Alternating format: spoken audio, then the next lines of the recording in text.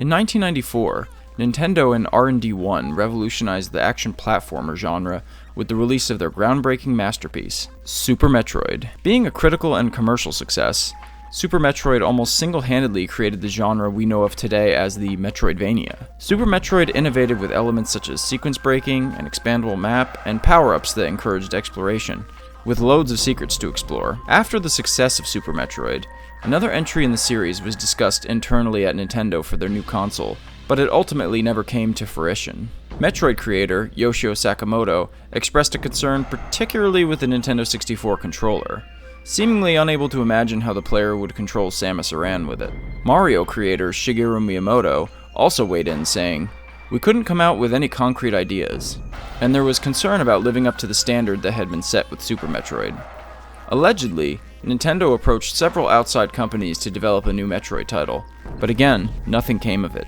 Meanwhile, in Austin, Texas, a new game studio, Retro, founded by Jeff Spangenberg of Iguana Studios, developer of games like Aero the Acrobat and Turok Dinosaur Hunter, would catch the eye of Nintendo. They would eventually invest heavily in Retro Studios to develop games for the Nintendo GameCube, shifting the focus of the company to devote all of their attention to a single game title.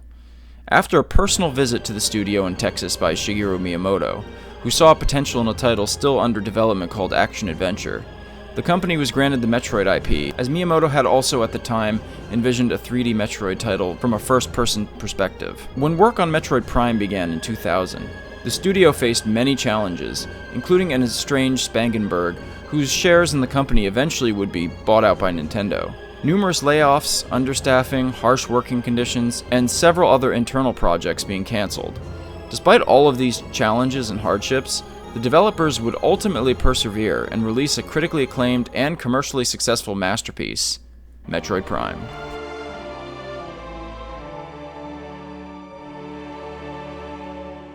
At the time of release, Metroid Prime was the best-selling game of the Metroid series, and brought Samus Aran and her ongoing battle with the space pirates into full 3D for the very first time. Brand new game mechanics were added, such as the scan visor, that allows Samus to gain more information about her environment and activate certain areas. Power-ups from previous games returned as well, such as the charge beam, missiles, and the morph ball. Although Metroid Prime is mostly from a first-person perspective, aside from the third-person view when in the morph ball, the game still retains the core Metroid formula of exploration, something the team was very careful to hone in on. Game director Mark Bassini would say of the decision to make Metroid Prime a first-person shooter, "We weren't trying to fit in that genre. We had to break down the stereotypes of what a first-person game is and make a fun Metroid game." This internal philosophy really helped set Metroid Prime apart from other contemporary first-person shooters of the era. The game still, at its core, feels like a Metroid game. The emphasis on platforming and the Zelda-esque targeting system in the game help emphasize this, with the player able to explore and find hidden areas and reach new ones by finding different power-ups for Samus' suit, such as the grappling beam and the morph ball. The transition of these power-ups from the 2D era to the full 3D is virtually seamless, and while yes, it feels like you're playing a brand new kind of game, it also still feels very Metroid. Retro worked hand in hand with Nintendo on the overall design of the game, while Nintendo handled the music. Super Metroid composer Kenji Yamamoto, along with Koichi Kyuma, helped create one of the most atmospheric and immersive soundtracks of the entire era, including some nods to previous Metroid games such as Brinstar and the Talon 4 Overworld theme. The music completely immerses the player into the game's numerous environments, whether the dark, ominous heat of Magmoor Caverns or the light, pastoral snowfall of Phendrana Drifts. The overall ambience of the game is, simply put, incredible.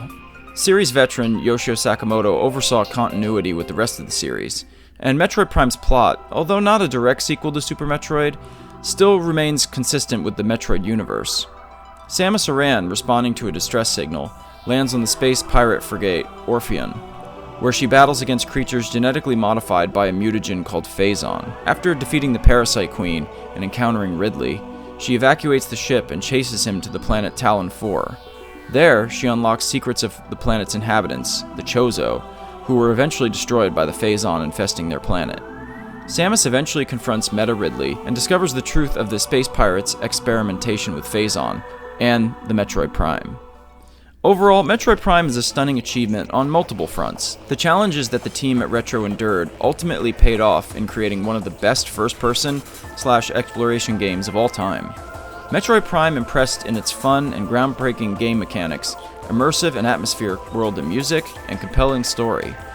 It sits right on top alongside Super Metroid, as a shining example of why the Metroid series has embodied the absolute best of what a game can accomplish.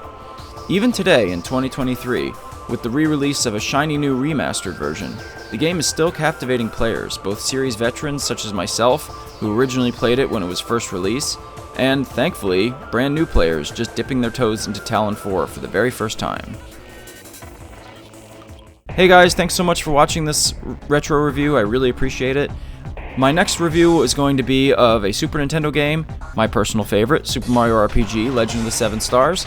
So I hope you'll tune into my next retro review and tune into future reviews and other videos.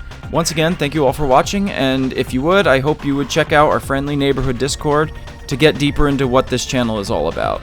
Until next time, peace everybody!